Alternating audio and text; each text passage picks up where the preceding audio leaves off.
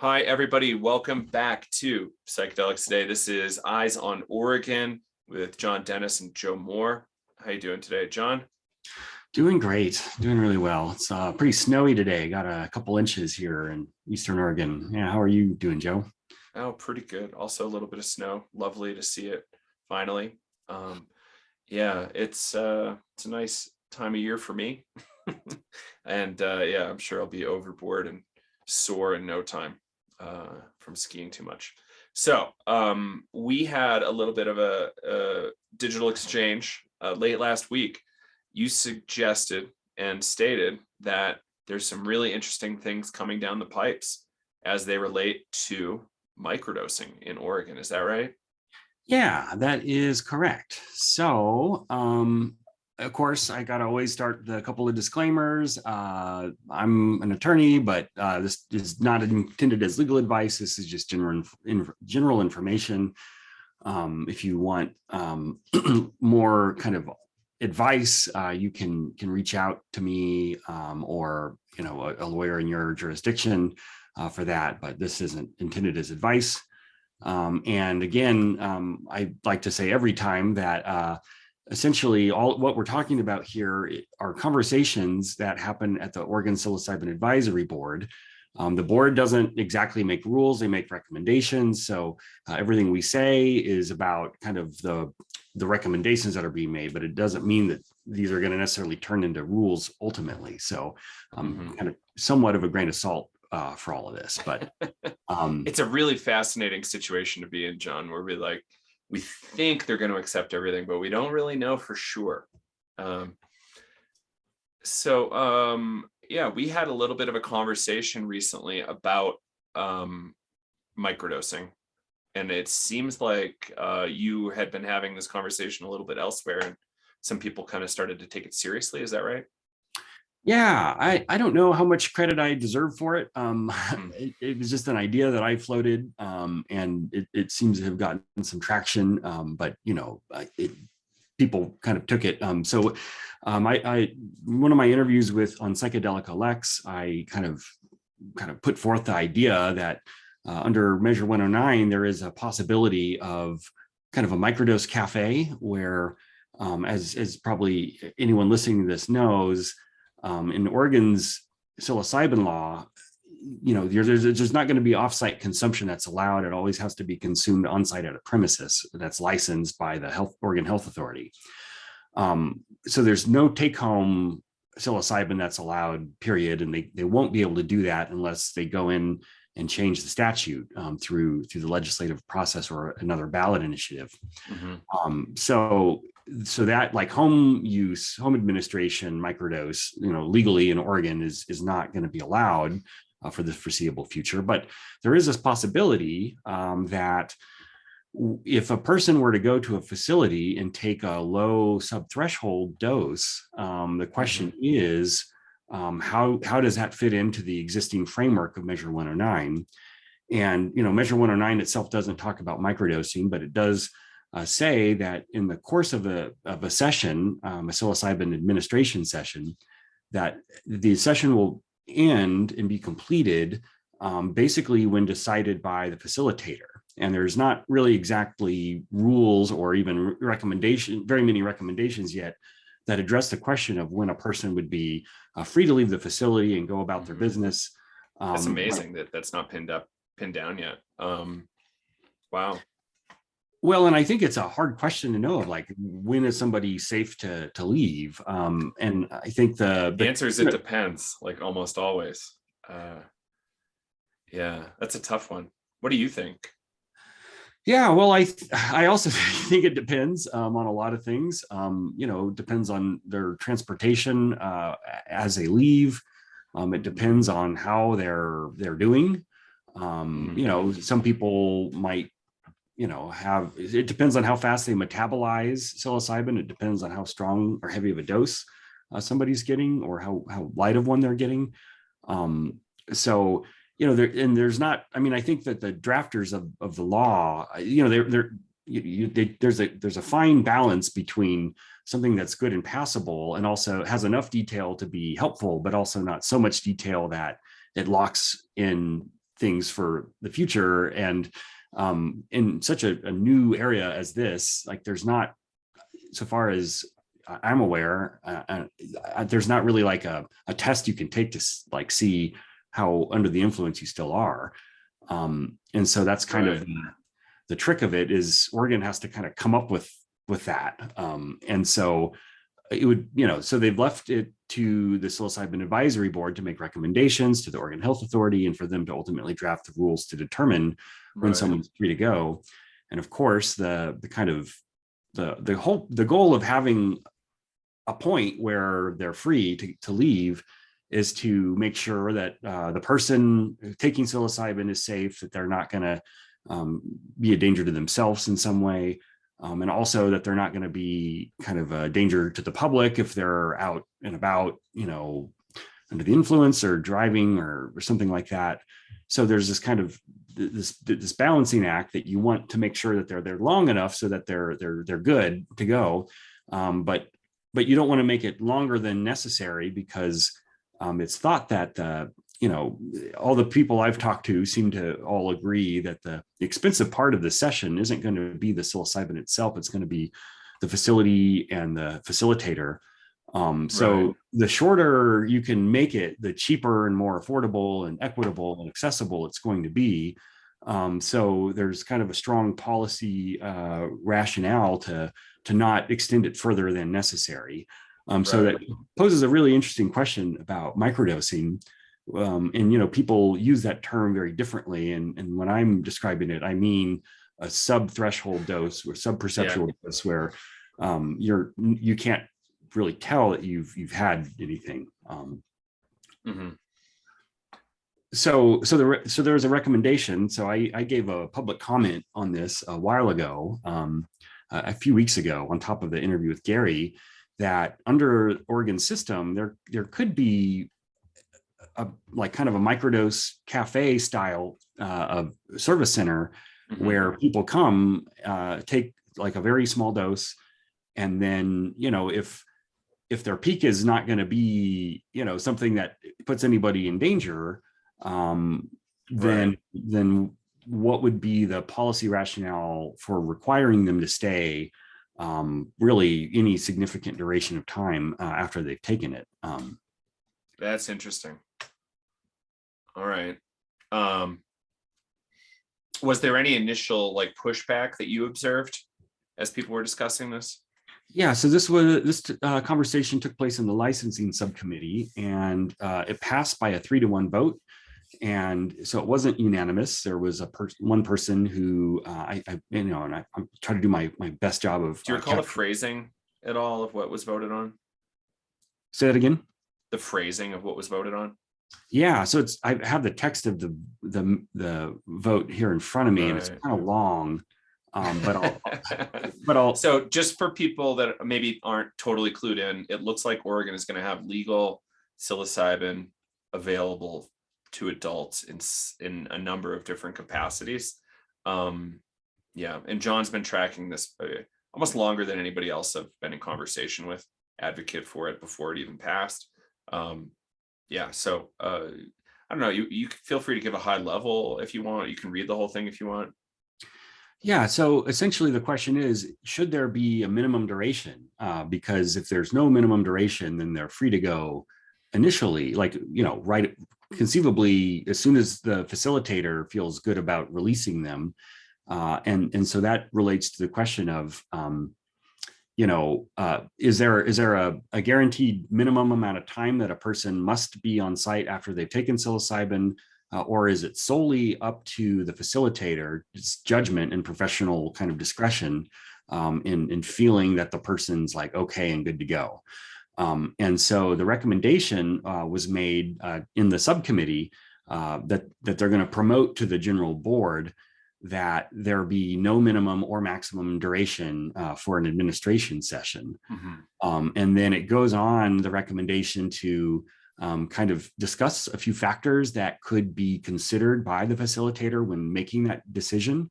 And they've recommended those factors, at least thus far, as being like the dose and type of psilocybin that's being taken and the psilocybin products. the goals of the individual client, whether the client has arranged for transportation after the session, and then the degree to which the administered psilocybin products are affecting the client's either physical abilities or cognitive functioning. And so, if they even go on and give kind of a few examples of how this could play out. So it's one of the big questions that 109 poses to the board and to the health authority, is to figure out when they should be cleared to go. And with no minimum, if the rule turns out to be that there's no minimum time that's required, then conceivably, depending on, how the ethics kind of shape up around these issues, there could be a kind of a come and go, kind of in and out, cafe style that, you can go to your job, or, whatever it is that you do afterwards. Right. So everybody feel free to, ask questions here in the Q&A or the chat. We'll get to that in a little bit. But John, this idea of somebody being in a facility for 5 minutes, it's really interesting. It seems like it necessitates a different kind of license, right? Like a different kind of protocol that should be observed by the state, right? Yeah, so that's a really interesting point. If there were a sole cafe that was just doing microdosing, and facilitators that only did that and didn't do kind of a more in-depth, longer, more kind of intense session, then you kind of wonder whether, and we also don't know yet, in terms of like the consumer market, are most people going to want to do microdosing, or are most people going to, like how many people are going to take psilocybin as a microdose versus as a full on, experience kind of thing. It could be that the microdosing, if it's allowed, ends up being a substantial part of the Oregon system, of the Oregon psilocybin market. Right. It could easily take up like 20%, like if not more, of the total market. So like, this is why we need to really watch it, right? Yeah. Because like people might microdose. I mean, the Stamets, protocol is 5 times in a week in 2 days off. And, that it means the difference between potentially somebody taking psilocybin maybe 20 times a month in some months, as opposed to a regular service center, which I think for most people at least will be a much more occasional kind of thing. Much more occasional, yeah. Yeah.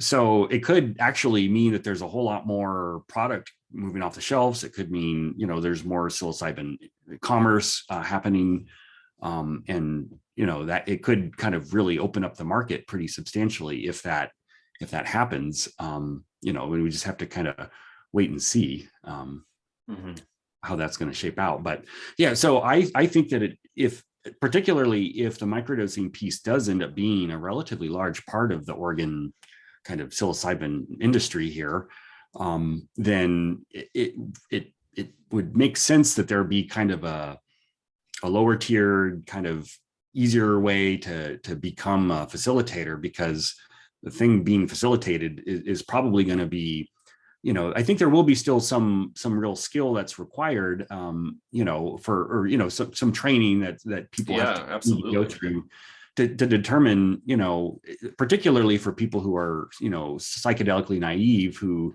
have always been curious, but have never wanted to break the law, at least break state law to, or, maybe don't feel comfortable, finding like a dealer somewhere. So they, want to go to the corner store and their corner cafe or their neighborhood cafe.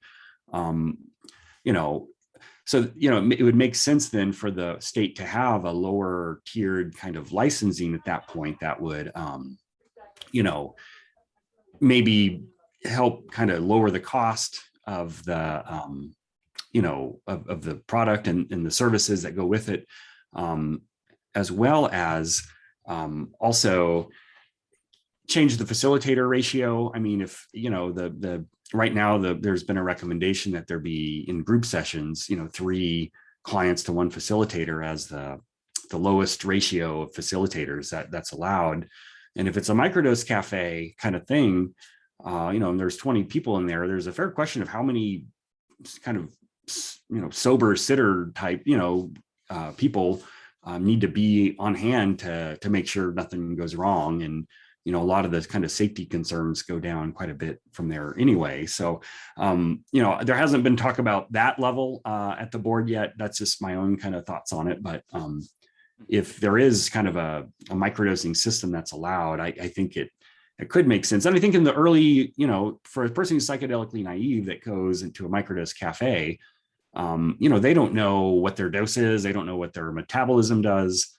So for the first session or the first few sessions, it might kind of be prudent to have, the person stay kind of under supervision a little bit longer, just so they can ride out kind of through the what would be the peak, to make sure that they're not actually, having, above threshold effects. But so there could be some kind of dialing it in until an individual finds what their dose is. But yeah, that's kind of the interesting kind of development that happened, and one of the more interesting developments that happened in the last couple of weeks.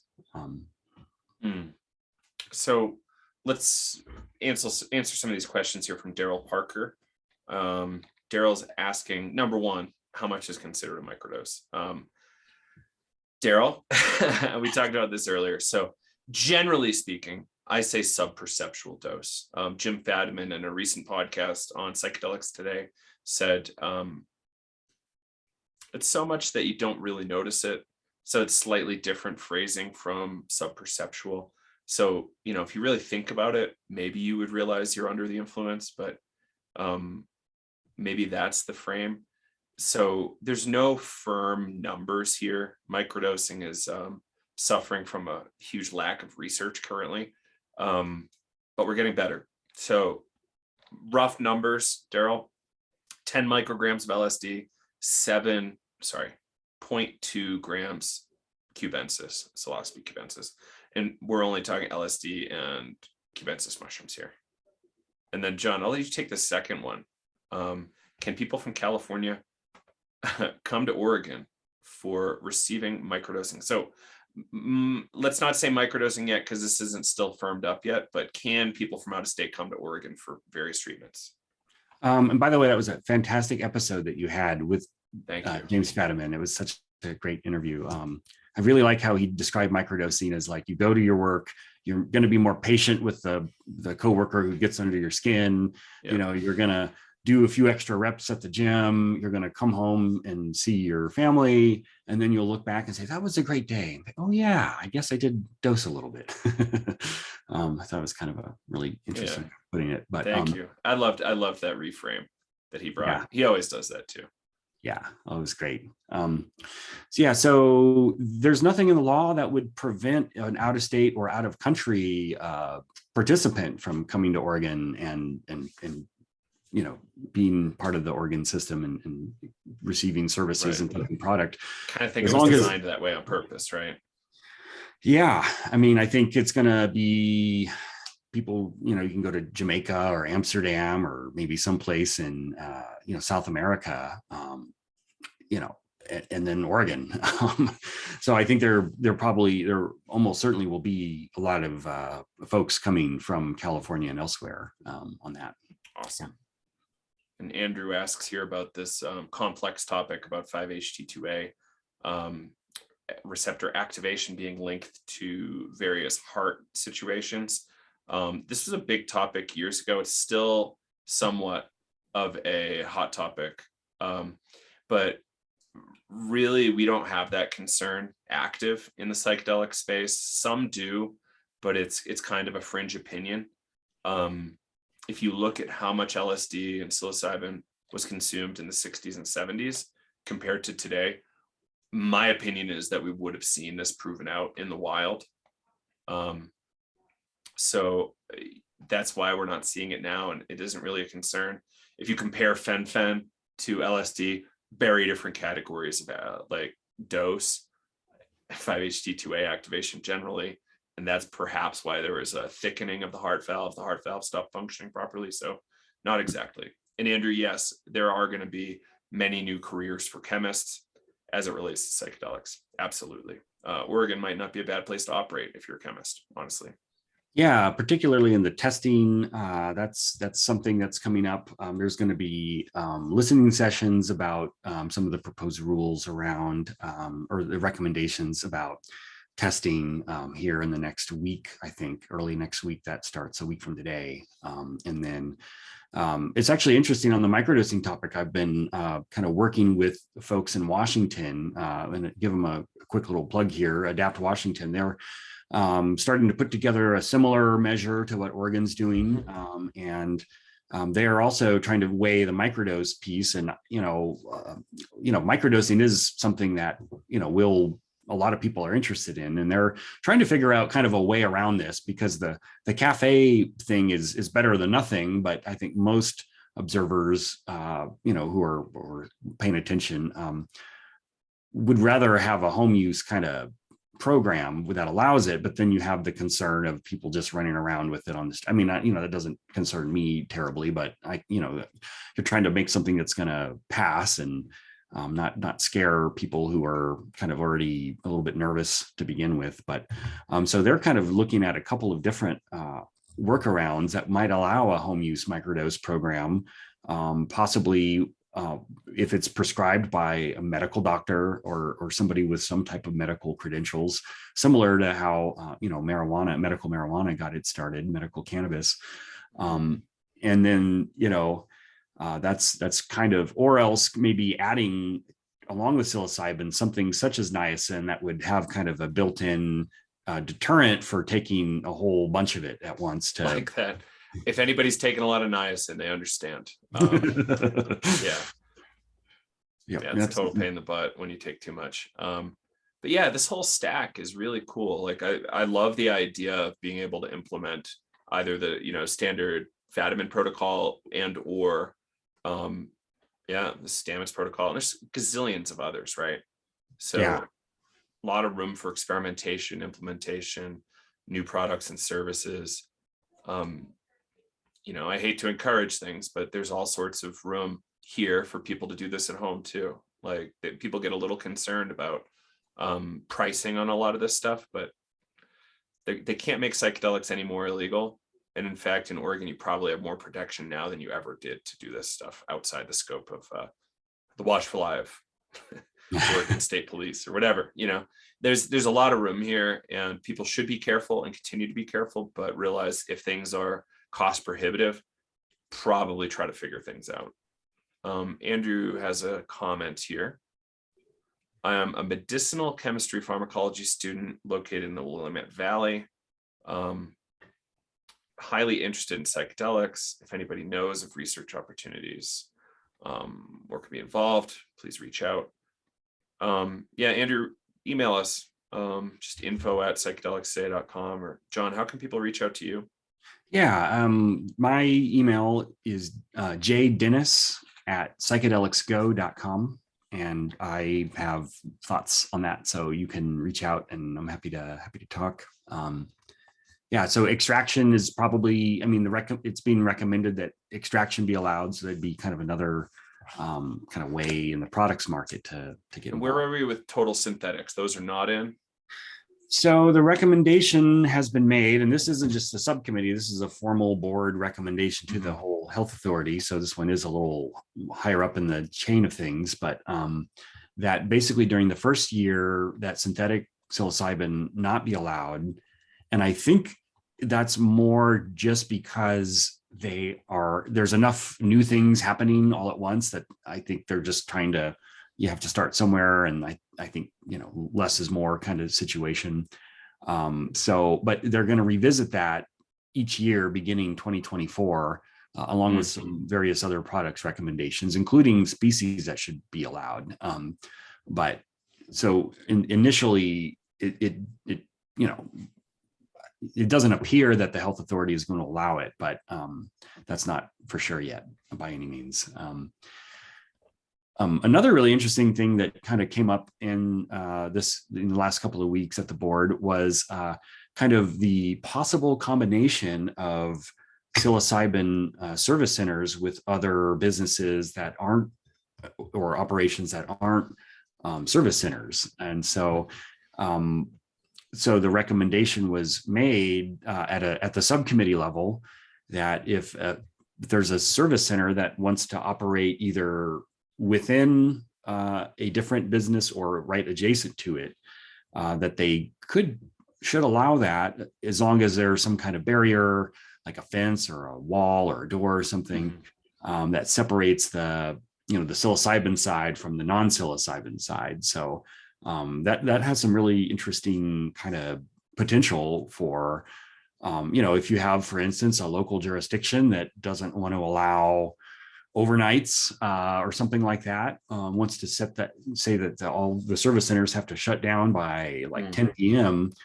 I don't think that would make sense, because you probably don't want people driving or you want to give them the option of staying if they can, but that you could kind of work things out like that, or you could work out other types of programming, musical or educational or spiritual type of programming to go alongside it. And if there has to be some invisible wall where you do one thing over here and the other thing over there, or maybe with a fence or something, it can't be maybe completely invisible, but you might, depending on how the rules roll out, somebody might cross the line from the one side to the other and maybe not even necessarily know it, unless they're clearly marked, which they probably will have to be. But so that was kind of a really interesting thing. And then there was a recommendation about physical touch. So that's, of course, a big topic right now, particularly where we're kind of going through a kind of a psychedelics kind of Me Too movement, where abuse is getting exposed and that kind of thing. And the question is, holding hands, how much physical touch should be allowed in a session? And the recommendation here, again, at the subcommittee level, was that like a supportive touch, like holding hands or hand on the shoulder, should be permitted to the extent that it's endorsed by informed consent prior to the session. And that there's been documentation of that consent before the session starts. And of course, anything that could be reasonably construed as sexual or romantic contact has to be strictly prohibited, and likely eventually cause a person to lose their license if they engage in that kind of thing. But yeah. And then the last, so a couple final. Go ahead.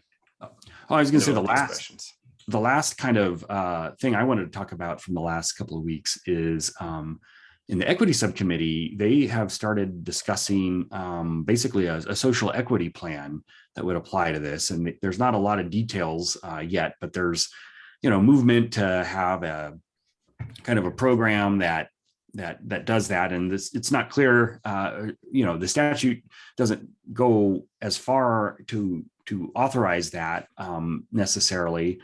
But so there's a question of what they're able to do, but there's, that's one of the great things about not only the measure, but the people that are kind of working on it is, equity considerations have just kind of always been at the core and at the heart of this. So, there's some really good work being done there too. Excellent. So this is a nice segue into a question here from Anonymous. And I think we talked about this a little bit last time. So just a quick high level, John. Will people with previous felony convictions for manufacturing psilocybin containing mushrooms be allowed to work in the industry? I think the answer is we don't know yet, but we're hopeful. Yeah, that is a question that comes up frequently. So the conversations around the board and the committees have been centered on, what is, first off, what's the purpose of a criminal background check and this criminal screening as a precondition to gaining a license? And of course, it's safety. It's not supposed to be punitive, and particularly where the war on drugs has, just been harming people, and particularly, marginalized people.